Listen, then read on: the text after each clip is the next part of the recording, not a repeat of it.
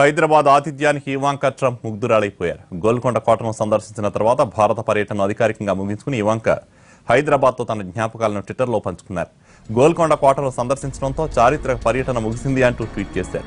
America డెలిగేట్స్తో దిగిన ఫోటోలను, గోల్కొండ కోటలో ఒంటరిగా విహరించిన ఫోటోలను షేర్ చేశారు.